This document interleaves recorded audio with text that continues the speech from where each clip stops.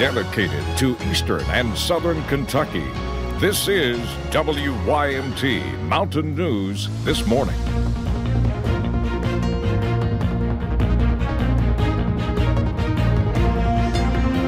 Good morning. It is 6:32. I'm Will Puckett. And I'm Cassidy Strickland. I hope your day is off to a great start. It's once again off to a very chilly start, but hey, it's winter. What do you expect? Yeah, definitely. It's January, so you don't expect much else. But Brandon's going to give us a lowdown. We're supposed to kind of warm up a little bit, but this weekend is a nightmare for our weather team, but we're just going to focus on today. Yeah, let's get today out of the way first. But a lot of changes could still happen by this weekend. It's going to be interesting, to say the least, and the biggest swing in temperatures we've seen all winter long so far. Let's get into the current conditions, though, outside the WYMT studios here in Hazard. Some fog on the horizon there, not quite over the city yet, but as you're driving out of Hazard going back toward Knott County, Letcher County, I'm sure you'll run into some fog there this morning if you're traveling that way. Over McKee, no fog, but again, quiet night over McKee this morning, and we're going to continue to see that for much of the day. Cloudy skies and some fog across parts of the area. Starting us off on this Wednesday, less than a mile there at Wise of visibility, 5 miles at Moorhead, 7 in Jackson and Hazard, 8 at Williamsburg, and 9 in London. Light pinpoint Doppler radar continues to sweep clean skies this morning. So again, a flurry or two possible, may be just too light to show up there, but just kind of keep that in mind. Shouldn't be too slick this morning in some spots, but some isolated spots could still have a little bit of a patch of black ice on there because temperatures in the upper 20s in Logan and Wise. 30s for the rest of us, with the warm spot in Monticello and in Ashland at 33. Once you factor in the wind, and there is a little bit of wind this morning, it feels like the low 20s out toward London, mid 20s in Moorhead, and also low 20s over toward Wise and Monticello. Forecast for today, 42 this afternoon, but again, the clouds hang tight ahead of our next system that'll move in here tomorrow during the day. I'll have the rest of the forecast coming up here in just a few minutes. All right, sounds good. Thank you, Brandon. Well, thousands of protesters cheered in London yesterday on the dramatic defeat of the Prime Minister's Brexit deal. People gathered outside Parliament as it struck down Prime Minister Theresa May's deal that she negotiated with the rest of the European Union. The defeat was by a record margin. The vote was the result of more than 2.5 years of negotiations. Britain is scheduled to leave the European Union at the end of March. It is unlikely that the deal negotiated by May can be substantially revised before that deadline. Well, another caravan of Central American migrants has set out from Honduras seeking to reach the United States border.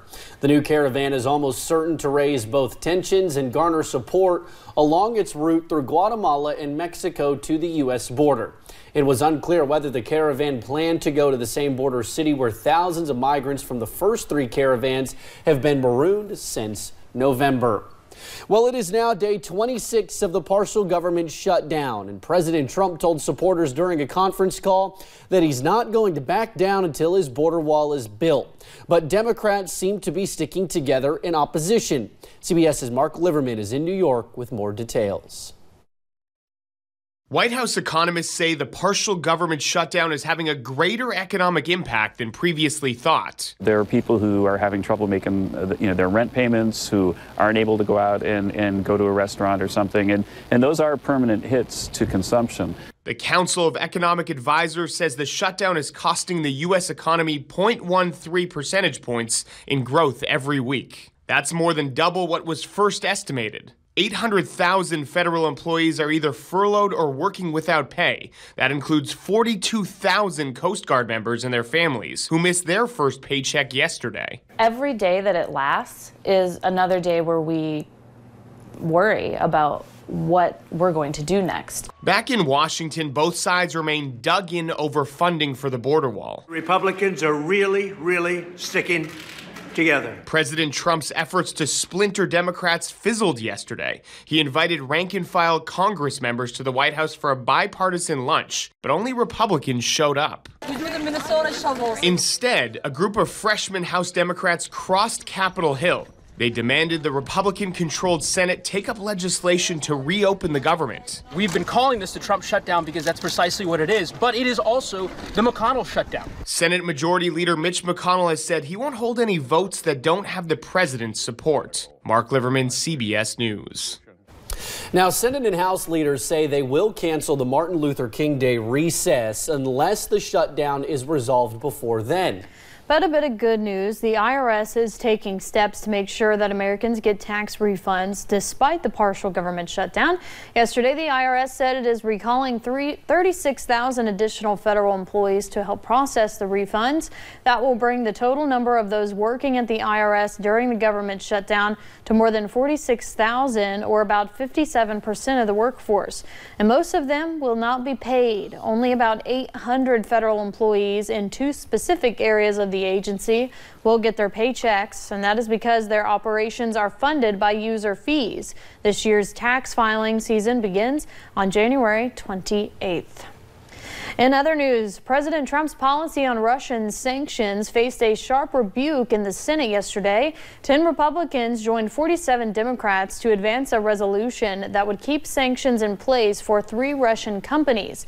The companies are linked to oligarch Oleg Deripaska, who has ties to the Kremlin.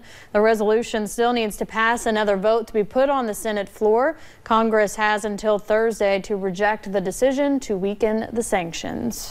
Attorney General nominee William Barr sat for a whopping 9 hours of questioning by the Senate Judiciary Committee yesterday. Much of the questioning focused on the special counsel's investigation into possible ties between President Trump's 2016 campaign and Russia. Barr is all but certain to be confirmed. Cabinet nominees require just a simple majority, and Republicans hold a 6-seat advantage in the Senate. The full Senate is expected to vote on his confirmation next month. Well, another Democrat is tossing her hat into the ring for 2020. New York Senator Kirsten Gillibrand made the announcement yesterday in an interview taping for The Late Show with Stephen Colbert. Gillibrand says she is forming a presidential exploratory committee. She confirmed that means she will seek the Democratic nomination for president. Gillibrand also has a trip to Iowa planned this weekend. She was elected for her 2nd full term in the Senate in 2018. Well, hemp is a booming business in the bluegrass, but something is stopping folks from buying products. A new bill in Frankfort aims to change that. Some folks stay away from hemp products because it might show up on a drug test. Senate Bill 83, or Shauna's Law, would put customers at ease. It allows workers to appeal if a drug screening shows trace amounts of THC from hemp.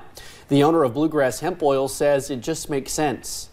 It's a federally legal product. We've been selling it since 2014. The Federal Farm Bill reiterated that. And so why wouldn't we protect consumers from taking this federally legal product? The bill would make the appeals process mandatory for public employers. Bluegrass Hemp Oil leaders are also drafting legislation for labeling requirements that they hope will further protect hemp product customers. Well, still to go at 6:39 on this Wednesday morning. People do not know how or when it formed, but a giant rotating ice disk is drawing onlookers. Kind of neat. Not a lot of sunshine in the forecast for the next couple of days, but temperatures will get into the 50s by early this weekend. If you like the cold, you're going to like the second half of the weekend, and we'll talk about it in about 3 minutes.